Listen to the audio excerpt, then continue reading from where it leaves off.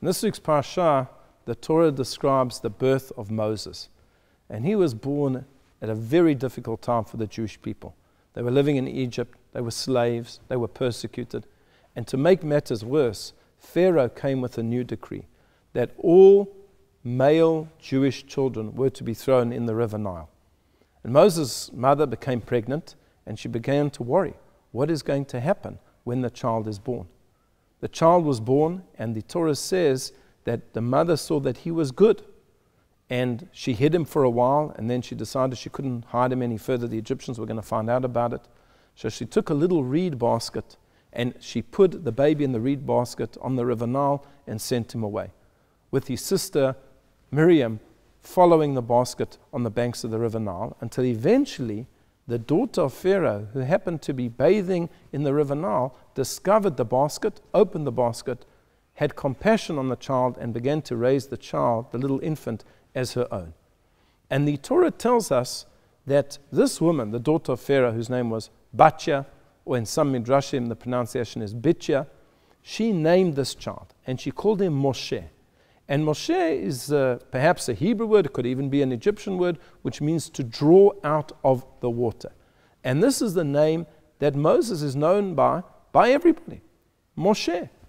Well, the question is, what was Moshe's real name? Obviously, he must have had a name before this. Obviously, when he was born, his mother, his Jewish mother, must have given him a name. And the Talmud gives a number of possibilities as to what Moshe's name was. Some say that his name was Tuvia. Some say that his name was Avigdor. There are many different suggestions. And as true as they may be, we don't know Moses by any of those names. We don't call him Tuvia the prophet. We don't call him Avigdor the lawgiver. We call him Moshe Rabbeinu, our teacher Moses. Why is it that for all time the name that stuck was the name that the Egyptian princess gave us? And the Midrash tells us something quite fascinating. It says this teaches you the power, the reward of doing a good deed.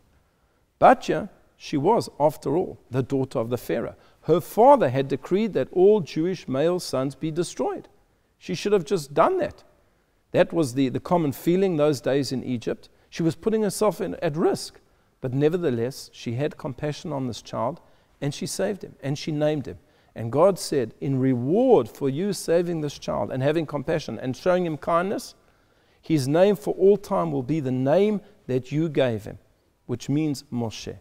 And this teaches us the incredible lesson of doing kindness for people. Sometimes we think it's just a little thing to be nice to somebody, to give somebody some help when they're down, to go to visit somebody when they're sick, to go and pay a shiva call when somebody has just lost a relative. We think it's nothing. We think it's small.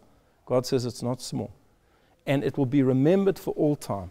And just as the kindness of Batya is remembered for all time in the name of Moshe, so too when you do a kindness, I write that kindness down and I remember it for all time.